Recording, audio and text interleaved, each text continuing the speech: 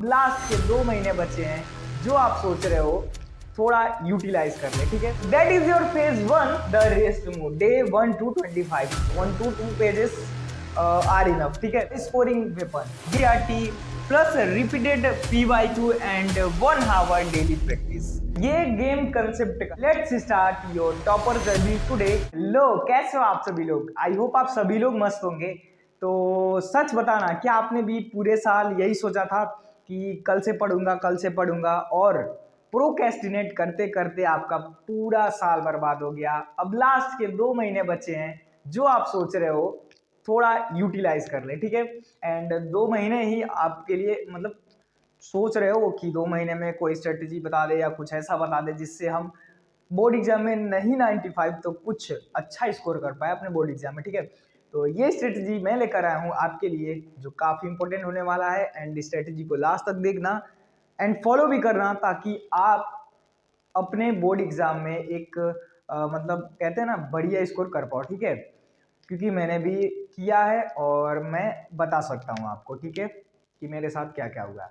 Video काफी important होने वाला है आपके लिए, तो वीडियो को एंड तक जरूर देख लेना, मिस मत करना, डोंट स्किप दिस वीडियो, ठीक है।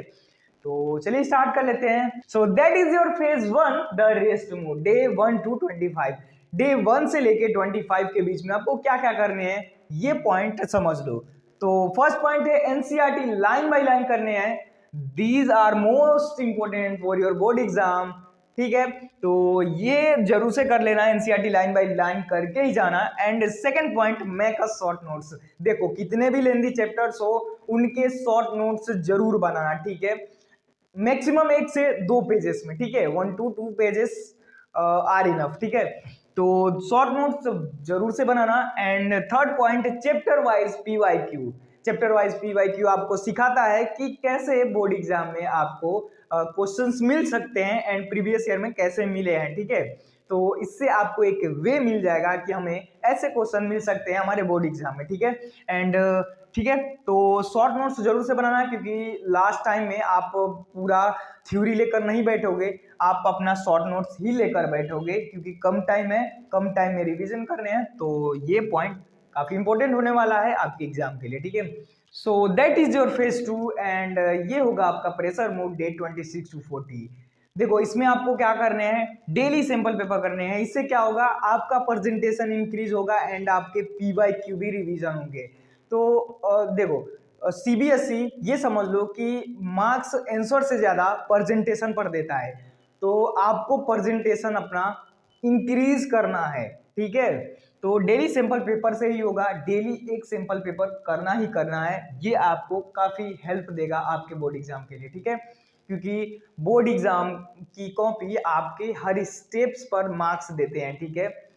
तो आपको स्टेप्स क्या करने हैं, मिस नहीं करने हैं। एंड सारे स्टेप्स लिखने हैं अच्छे से, आपको लिख के आना है अपने बोर्ड एग्जाम में, ठीक है। तो ये फेज 3 जो है चैंपियन मोड, इसमें आप ये चलेगा डे 41 to 60।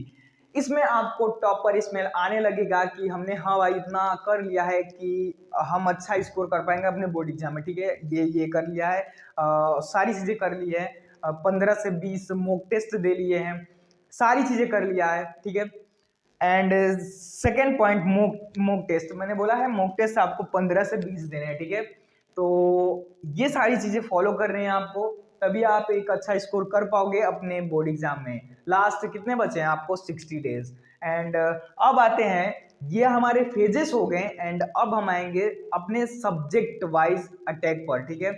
तो चलिए अब सब्जेक्ट वाइज देख लेते हैं क्या क्या इंपॉर्टेंट होने वाला है। So subject wise subject attack में हम देखेंगे first my favourite subject maths, the scoring weapon. ये एक स्कोरिंग वेपन है जिसमें आपको स्मार्ट वर्क करने हैं, लाइक आपको NCERT plus repeated PYQ and 1 hour daily practice. ये चीजें कर लिए आपको कोई नहीं रोक सकता मैथ्स में अच्छे स्कोर करने से, ठीक है। And second point, important chapters जैसे ट्रिगो, पोलिनोमियल, स्टैटिक्स एंड बस 3 ही चैप्टर है। कुछ और भी चैप्टर है जो यहाँ पे मेंशन नहीं है, ठीक है। एंड ये आपको श्योर शॉर्ट मार्क्स देकर जाएंगे, ओके। तो ये था मैथ्स के बारे में। एंड इसी तरह से हम science, Hindi, English and history सभी के करने वाले हैं, ठीक है। तो आई होप आपको मैथ्स की चीजें इतनी तो कर ही लेनी है, ठीक है। ओके, अगर मार्क्स पाने हैं तो कर लेना, ठीक है। तो सेकेंड है हमारा साइंस। ये गेम कंसेप्ट का है, ठीक है। इसमें साइंस में आपको रट्टा मायने नहीं रखता है, आप कितना इसका कंसेप्ट समझते हो ये मायने रखता है, ठीक है। इसमें आपको कुछ मोस्ट इंपोर्टेंट चैप्टर्स मिलेंगे, जैसे लाइफ प्रोसेस हो गया, इलेक्ट्रिसिटी हो गया, मैग्नेटिक इफेक्ट हो गया एंड एसिड एंड बेसिस हो गए, ठीक है। ये आपको श्योर मार्क्स देकर जाते हैं, यानी गारंटेड मार्क्स देकर जाते हैं, तो इन पर कमांड जरूर बना लेना, ठीक है। तो ये हो गया साइंस के बारे में। अब आते हैं एसएसटी पर। एसएसटी क्या कहता है उसमें समझ लेते हैं। तो अब आते हैं इंग्लिश और हिंदी पर। ये क्या है, प्रेजेंटेशन का गेम है। देखो, राइटिंग सेक्शन को कभी इग्नोर मत करना, क्योंकि यही से मार्क्स फॉल एंड राइज होते हैं। तो writing section are most important, ठीक है। तो ये इसमें आपको करना क्या है, daily 20 minute writing section practice करने ही करने, ठीक है। क्योंकि प्रैक्टिस करने से ही आपका प्रेजेंटेशन लेवल इंक्रीज होगा, ठीक है। तो भाई प्रेजेंटेशन बहुत ही ज़्यादा इंपॉर्टेंट है, ठीक है। इंग्लिश और हिंदी में जितना ज़्यादा अच्छा रहेगा, जितना ज़्यादा गुड रहेगा, उतना ज़्यादा मार्क्स अच्छे मिलेंगे, ठीक है। तो भाई प्लीज इस पर जरूर ध्यान देना, ओके। देखो, क्लास 10th एक बोर्ड एग्जाम है, आपके लाइफ का फुल स्टॉप नहीं। तो अभी भी आपके पास 60 डेज बचे हैं, इनफ है आपको एक बेहतरीन स्कोर पाने के लिए, ठीक है। तो अब स्ट्रेटजी पता है, बस आपको एक्शन लेना बाकी है। So let's start your topper journey today. So take care and bye bye.